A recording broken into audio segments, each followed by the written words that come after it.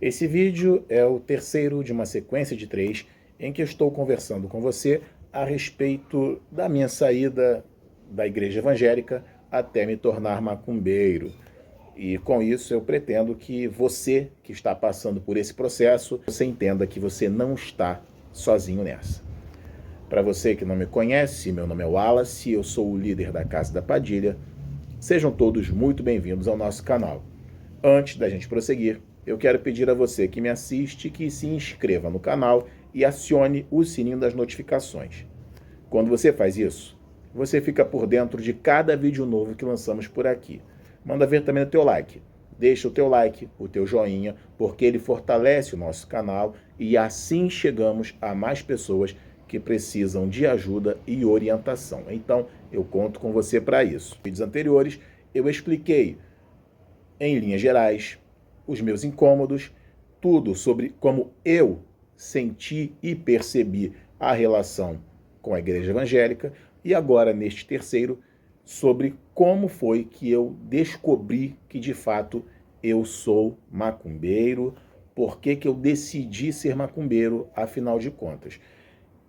Entre eu sair da igreja e ingressar em outra espiritualidade, em outra religião, se passaram alguns anos, não sei precisar exatamente isso, mas o processo de amadurecimento ele foi muito gradual, como todo processo é, na verdade. E quando isso aconteceu, eu pensei o seguinte, olha, saí da igreja, não quero mais saber de religião nenhuma, não quero procurar outro lugar para ir, vou me aproximar de Deus da minha maneira. Isso, por um lado, é bom. Por outro também, você às vezes cria algumas coisas que não existem.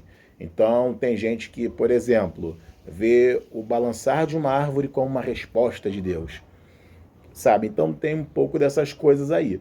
Mas, se Deus existe, ele não vai estar preso a templo humano. Não vai estar preso a 4 paredes. Não vai estar preso a uma religião só.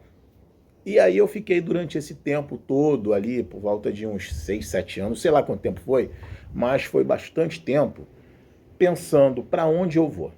Nisso, eu fiz a minha graduação em letras, também fiz ali a minha pós-graduação em estudos literários na UERJ de São Gonçalo. Depois eu fiz o mestrado lá na PUC, aqui do Rio de Janeiro.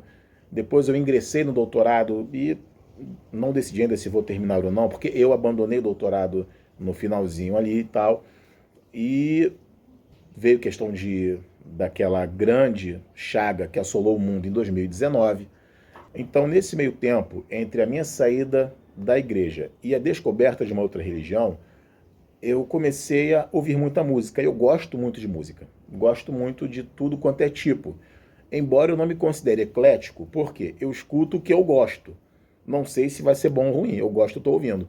Então eu vou desde MC Cabelinho a Chico Buarque com enorme tranquilidade.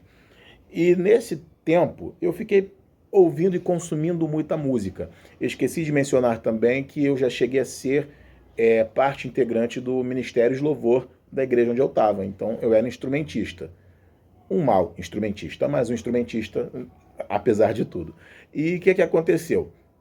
Eu chegava lá e fiquei pensando, poxa, sair da igreja, não quero me envolver com mais nada, quero ficar um tempo sozinho, me permitir a conhecer novas linguagens e me permitir ter novas experiências, de sair mais tarde da noite, de conhecer novas pessoas de outros tipos de linguagem, de outras religiões, manter uma aproximação um pouco mais estreita, mantive algumas amizades que eram da igreja, a maior parte foi embora. Isso é normal de acontecer, mas vai pro diabo que carregue.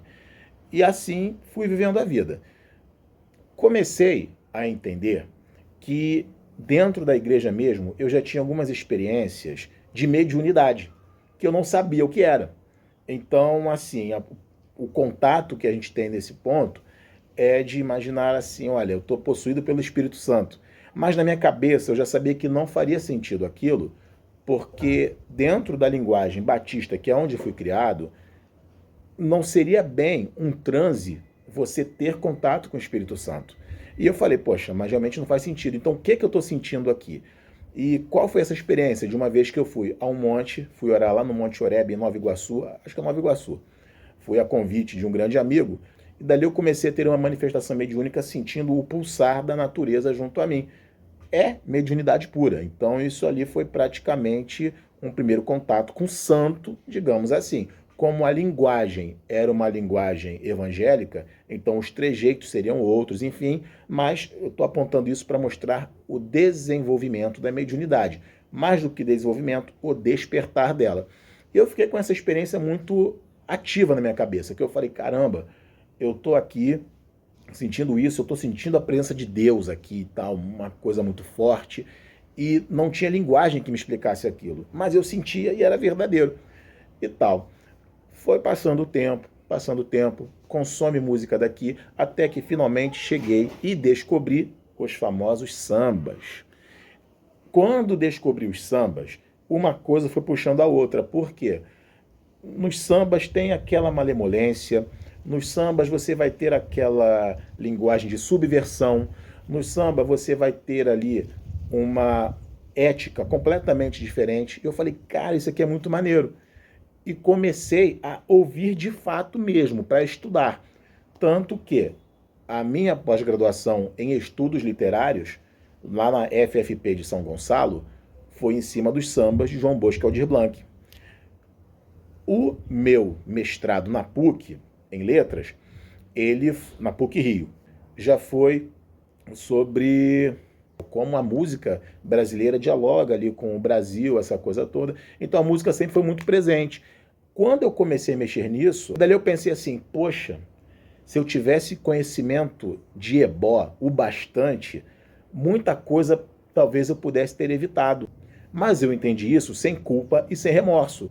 Tudo isso foi me levando a entender até que a morte, como parte da vida, até que a morte, como parte da existência, também tem o seu valor e também tem a sua própria dinâmica. E aí, em cima disso, eu falei, poxa, então vamos começar a falar com o morto também. Não para falar com a minha falecida mãe, não, mas para entender que o morto, Exu e Pombagira, tem mensagens a passar. Não sabia tudo isso de maneira muito articulada, mas eu me permiti viver essa situação porque isso me fez feliz, respondeu a muitas coisas para mim. Nisso a gente já está bastante tempo depois. Nessa situação toda, o que aconteceu? Veio o nascimento do meu filho, veio um monte de coisa boa na minha vida, eu comecei a entender melhor quem eu era num sentido espiritual, e isso foi me fortalecendo. Eu comecei a entender que ali, na macumba, era meu lugar, que meu lugar é com Tranca-Ruas, é com Marabô, é com Zé Pilintra, é com Maria Quitéria, Maria Padilha, Mulambo e toda essa galera. Fez sentido para mim, e nessa confusão toda, eles ajeitaram a minha vida em todos os sentidos, que até então a igreja não ajeitou. A igreja não está aí para ajeitar o meu caminho também, não. Né? A igreja está ali para ser igreja e ajeitar o caminho de quem precisa por ali. Para mim não fez sentido. Então, a partir dessa mudança que aconteceu na própria vida, eu entendi que ser macumbeiro para mim foi uma grande solução. Há problemas? Claro que há. Então você lidar com o ebome é complicado, lidar com o pai de santo é difícil, mas você consegue um contato direto com alguém acima deles, que são os teus ancestrais, que é quem me interessa. É meu Exu, é minha Pombagira, que vai me dar caminho.